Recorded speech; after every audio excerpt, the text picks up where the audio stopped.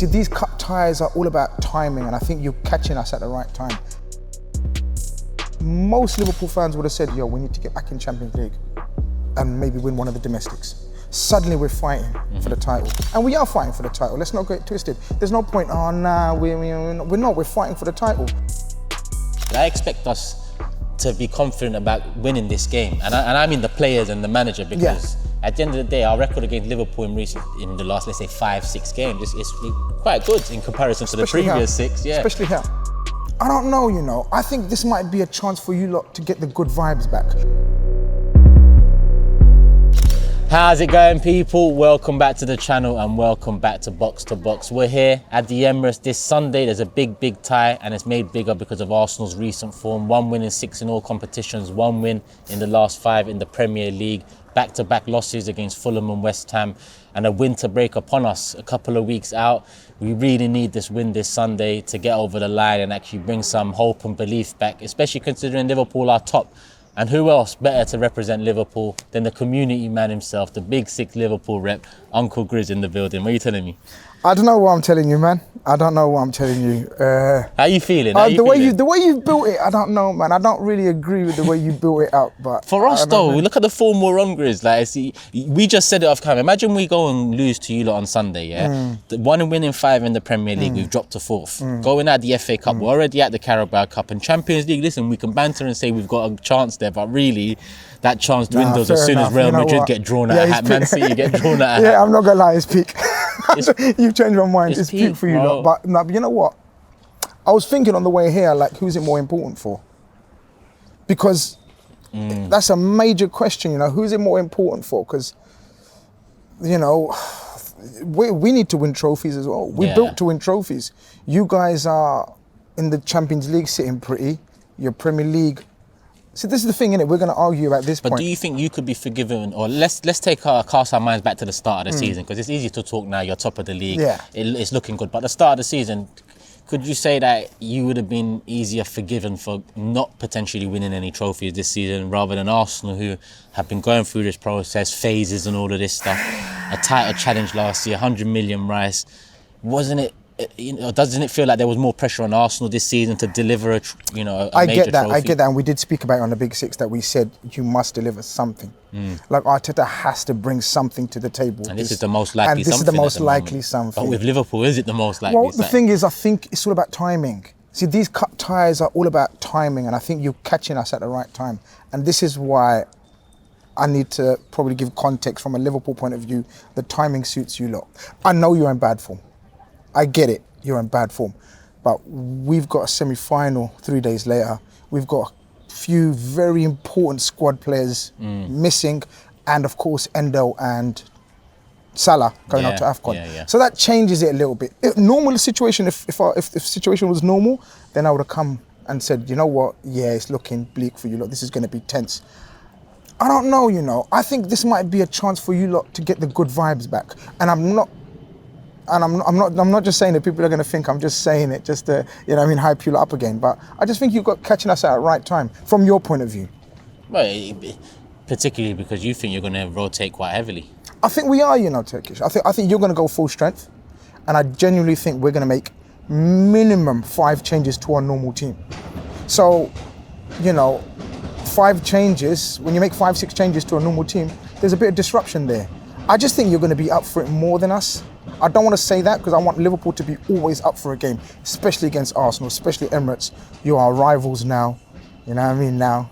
You know what I mean? Life's different. Yeah, it is Life's different. different. So I don't want to say we're not going to be up for it, but I think you're going to be more up for it. And I think your crowd are literally going to be baying for blood, don't you think? Like, baying for blood. I can't lie, we need it. I can't go into that winter break going out of the FA Cup, which I rate highly. Listen, FA Cup's not Champions League or Premier League.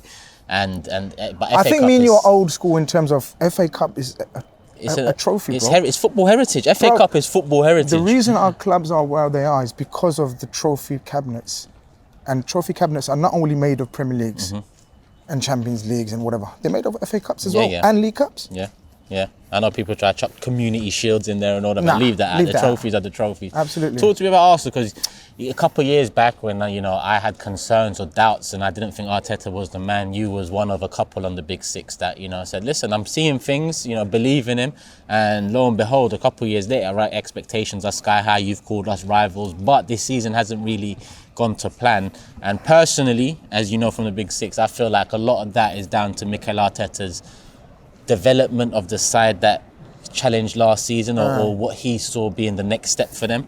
What do you make of it? Do you think it's a fallout from the way we collapsed at the end of last season and him maybe thinking too hard about those last 8 games? Or do you think this was always going to be his plan? Because last season, I think the way we played football was slightly in between a Pep and a Klopp. We had that exciting rock and roll attack at times, but we had a bit of stability at the back until the last 8 games.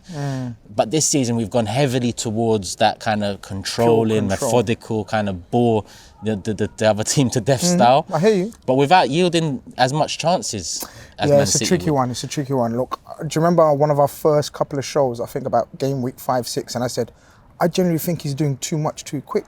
I saw it early, I was like, and I'm still a fan of Arteta, man. We joke about in the Big Six and this and that. Ditch Christeta, man. Don't call me Christeta anymore. But I'm still a fan of him. I genuinely think he's a very, very good, and people forget, young coach. He's still learning. And so there's no harm in admitting he's making mistakes right now. Like even his most ardent fans, and I'm sure he's got ardent fans in the Arsenal fan base. Yeah. I know it looks like he hasn't, but there's loads of Arsenal fans that are still pro Arteta, so to speak. And they're right, but even they will admit he's made mistakes, or he's made a rod for himself, like with the Ramsdale situation, the Ryan situation, like Havertz situation. We said that's going to make or break him. At the moment, you can't see the thought process behind it. Replacing someone like Xhaka, who was heavily about. See, it's the weird thing. You know what you're saying about control and everything. Xhaka would have suited this game plan more than Havertz, if you know what I mean. Because it's less risk in the attack. Less risk. Xhaka keeps the ball. Xhaka also suits the free flowing style that we had last season, because that's where he kind of kicked on. But and this was my point. Last season, you can say teams worked you out, but no, you was inexperienced. You had few injuries. Your style was still spectacular. Trust us, yeah. So I just think he tried to, and he's been accused of overthinking it, and obviously he's a Pep protege, and some people always say Pep overthinks stuff. We've seen examples, yeah. So maybe he's doing it too early, and it's a learning process for him. He's a young coach. He's still learning. But do you think, in terms of character, like you said, even his most ardent fans would have to admit mistakes, but it doesn't matter what the ardent fans think. It doesn't matter what pessimistic fans think. It doesn't matter what the ultra negative fans think. It's what he thinks. Do you think he's got that in him to look himself in the mirror and say, all right, what I've done or what I'm doing isn't working, I need to kind of change it up? Or do you think there's a bit of pep in him where he truly believes this is the way, and he's going to potentially ride another wave to get there? I mean, obviously you know him more than me, and you know him better than me. My looking on the outside, I think he's going to be stubborn. I don't know. As I said, you guys will know him more, character, personality-wise. I think the next few weeks will tell us a lot. Yeah. Because this is his rough patch since you lot lost the first 3 games of the last season. Yeah. First 6 games or the first 3 games? First 3 games. First 3 games, sorry, beg your pardon. And I think this is the worst patch he's had, obviously apart from the end of season debacle, end of season debacle. But you started off okay, not brilliant, but you was up there, and you're still up there realistically. It's just the expectation levels have risen, and it's because of him and the way he got your team playing. The expectations risen, and then he goes and spends, I don't know how much you lot spend, 200 million or something? Yeah. Well, Timber, obviously he's been out. But exactly, so he's been a little bit unlucky as well, because Timber was supposed to play a different role and differently from Zinchenko. So he's been unlucky, but I do believe, and I'm his supporter, I do believe he's made mistakes as well. But I think he's going to be, your question, the answer to your question, I think he's going to be more stubborn than, all right, let's go back, revert. I think he's going to always try to he believes in his philosophy. I think he's going to try to press that home.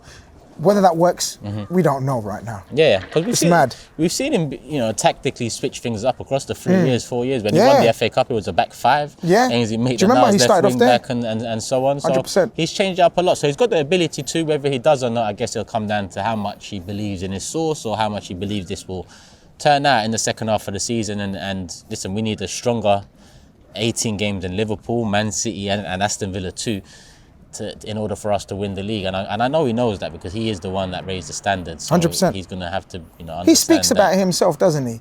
Like the standards have raised Arsenal and need to win expectations, majors. So he's spoken about it. So he's got to back it. Yeah. Even as I said, even his most ardent fans will say, look, he needs to deliver something. But it's not easy, man. Like everyone knew Man City are Man City, and most knowledgeable Liverpool fans would have told you, as long as we re-energised our midfield, we were going to be back. To what extent, we didn't think and we didn't know. But, the three are in exactly where I thought the three are going to be. Well, I thought City were going to win it. I thought we're going to finish second and you're going to finish third.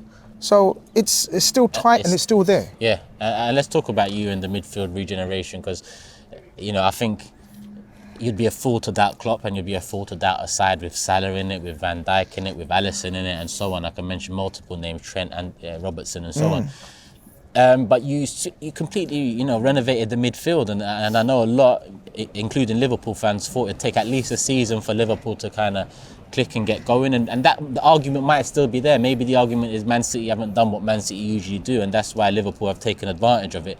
And when you give players like Salah, Van Dijk, Alisson a taste of blood, they will eat. We've seen that before.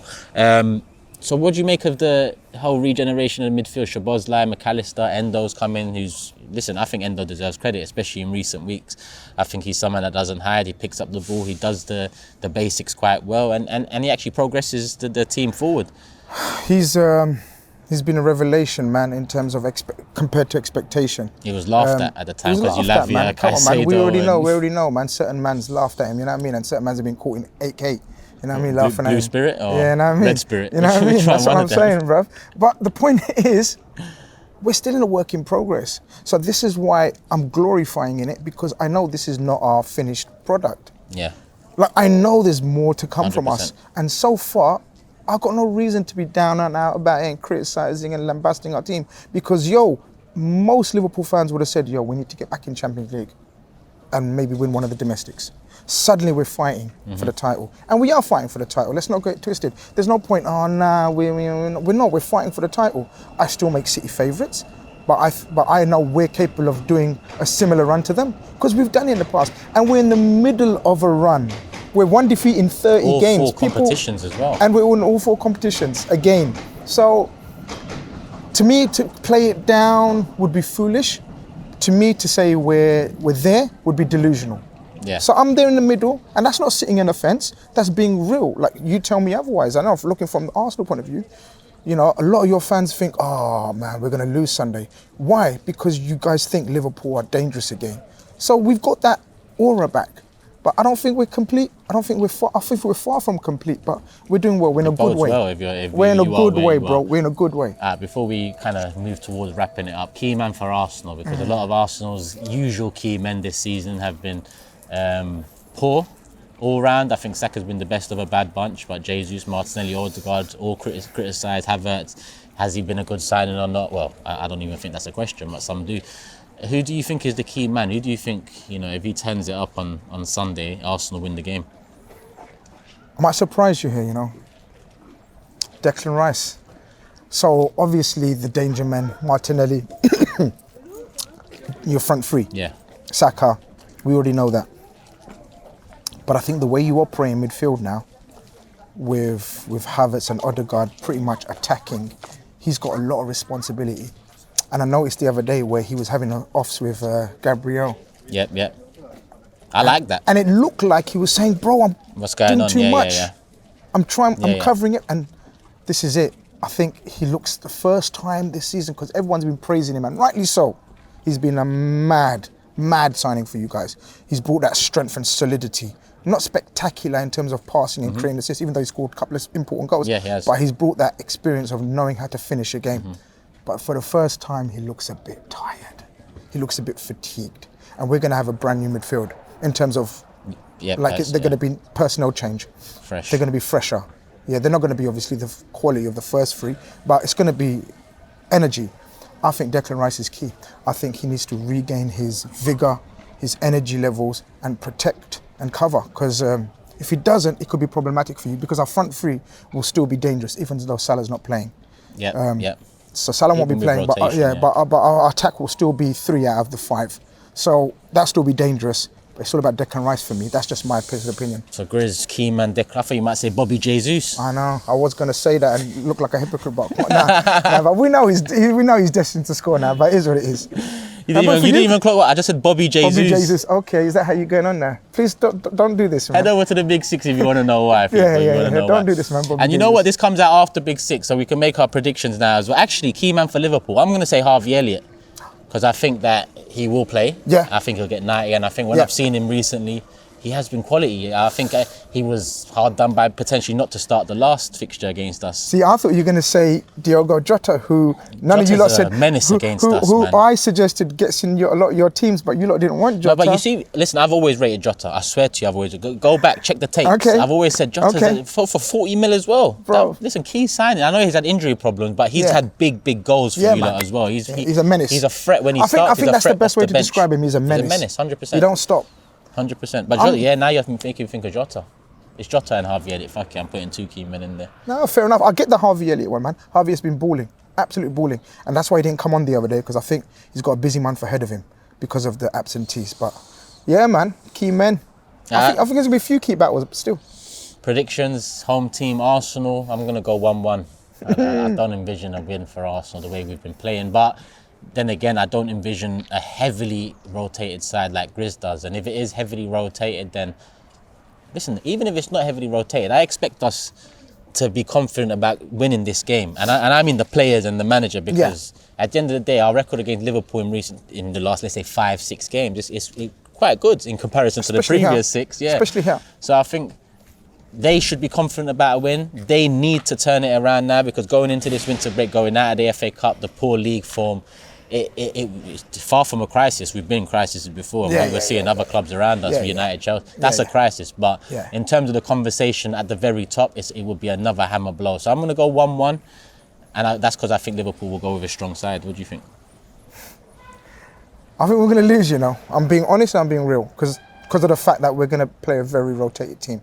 Because of the semi-final 3 days. Are you going to say this on the Big Six as well? Speak soon.